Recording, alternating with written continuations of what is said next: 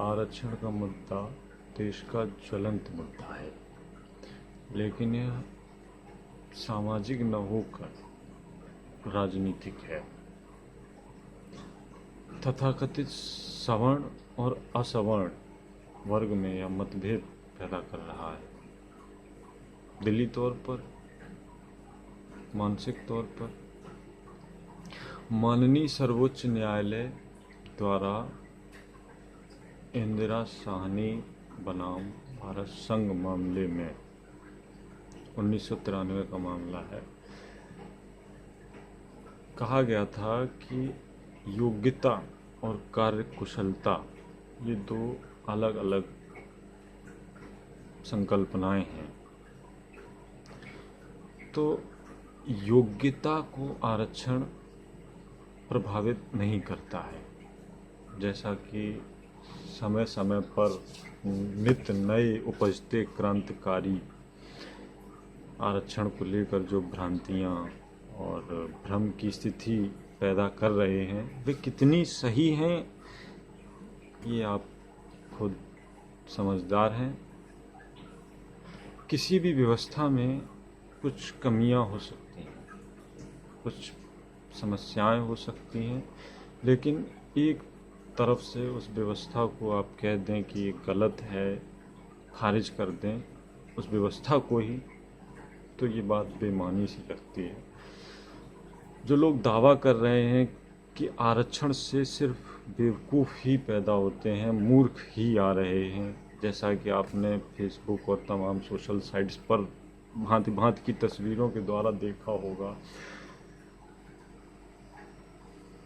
वे अप्रत्यक्ष रूप से देश की 85% आबादी को जाहिल होने का तमगा प्रदान कर रहे हैं,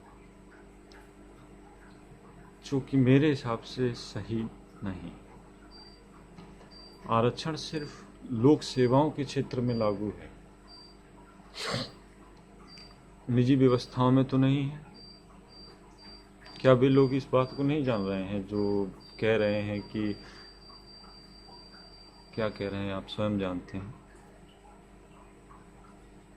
पिछड़े, दलित, आदिवासी समुदाय को एक झटके में आप मूर्ख घोषित कर देने वाले बौद्धिक वर्ग को ये जानकारी होनी चाहिए कि एक दलित व्यक्ति जिसका नाम भीमराव अम्बेडकर है, उसे मौका मिला तो उसने इस देश का ही नहीं, इस ब्रह्मांड का सबसे बृहत्तम संविधान रचकर एक नया इतिहास रच दिया।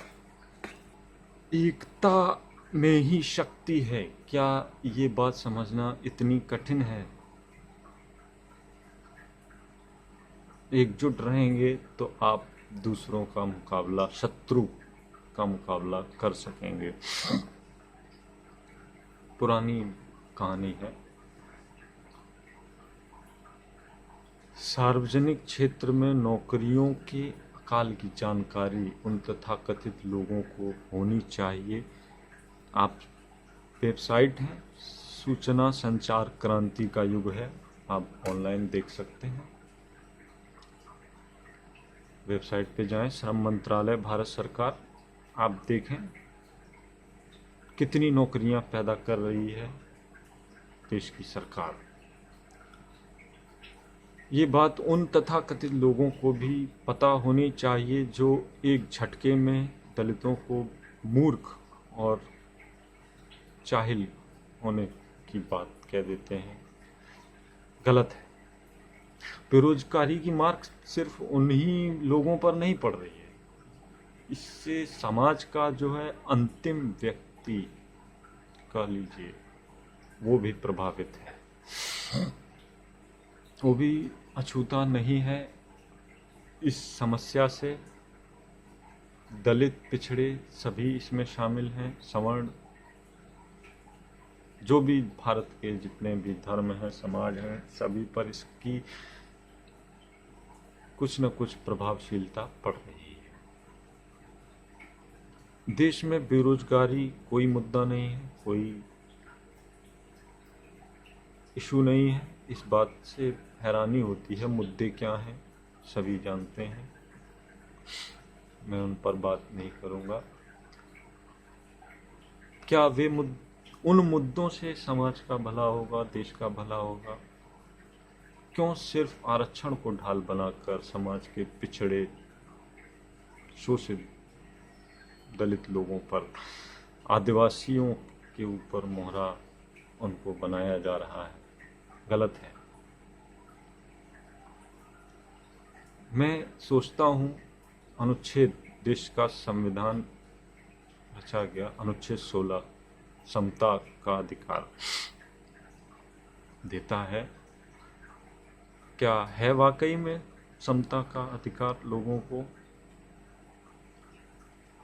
ये सोचने की बात है कि है अथवा नहीं।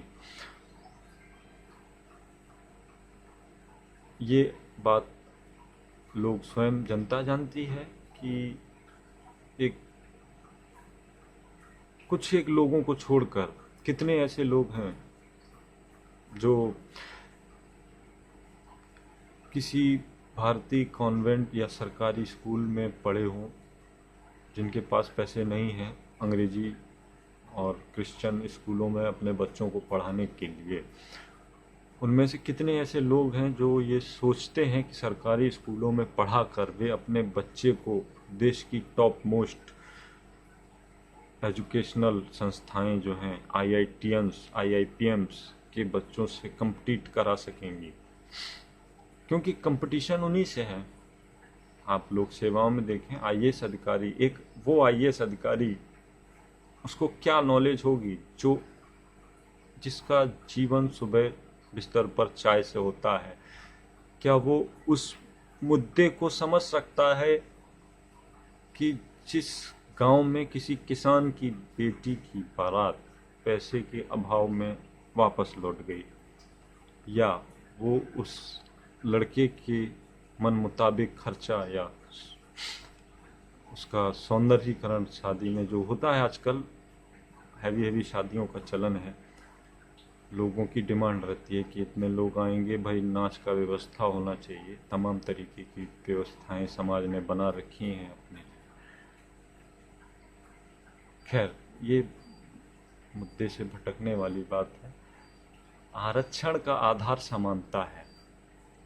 लोक सेवाओं में सभी को समान अधिकार होना चाहिए। देश में सभी धर्म हैं, सभी जातियां हैं। इसी मंशा से आरक्षण की नींव डाली गई थी कि देश की लोक सेवाएं अर्थात जनता की सेवा करने का अधिकार सभी को है। किसी स्पेशल को है क्या? सभी को है। आरक्षण को मुद्दा बनाने की बजाय यदि मुद्दा बेरोजगारी को बनाया जाए तो ज़्यादा बेहतर होगा। सरकार का जो मतलब, ऐसा मान के चलिए सरकार कोई बड़ी चीज़ नहीं है, एक परिवार है। जैसे एक परिवार को समाज में रहने के लिए सामाजिक रीति रिवाजों का अनुपालन करना होता है, उसी तरह एक देश को, एक राष्ट्र को वैश्विक समाज में रहने के लिए वैश्विक नीतियों का अनुपालन करना होता है। जैसे सरकारें कहती हैं कि राइट टू एजुकेशन या राइट टू इंफॉर्मेशन मैं लेकर आया या मेरी सरकार में हुआ, ये मूर्ख बनाती हैं। ऐसा कुछ नहीं है। वो तो विश्व बैंक की कंडीशन थी कि ऐसा करेंगे तो आपको ऋण मिलेगा, अन्यथा आप घूमिए टहलिए। लेकिन जनता को मूर्ख बनाना है, बेवकूफ़ बनाना है, तमाम तरीके हैं, तमाम हथकंडे हैं, अपने अपने अपनाते हैं। आज भी आरक्षण का लाभ अंतिम व्यक्ति तक नहीं पहुंच सका है, ये दुर्दशा है। कहते हैं कि हम भोजन का अधिकार लेकर आए, जैसे हम भोजन दे रहे हैं सभी को,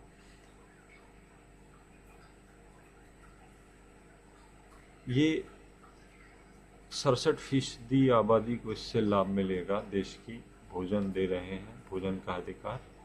मिड डे मील उसी की एक सहयोगी योजना है। तो विश्व कहता है कि आज़ादी के 70 साल बाद भी आपके देश की 67% आबादी भूखी है। तो ये एक तारीफ की बात है कि आप देश में हल्ला कर रहे हैं कि हम नहीं ये किया, हमने वो किया। गलत। मूर्ख मत बनिए, भक्त मत बनिए, या जो भी है समथिंग मत बनिए। अपने अधिकारों को जानिए। आप अपने अधिकारों के प्रति सजग होंगे तो सामने वाला अपने कर्तव्यों के प्रति जवाबदेह होगा। जब आप अपने अधिकारों के प्रति ही सजग नहीं है तो सामने वाला कर्तव्यों को क्या निभाएगा। बहरहाल, जय हिंद।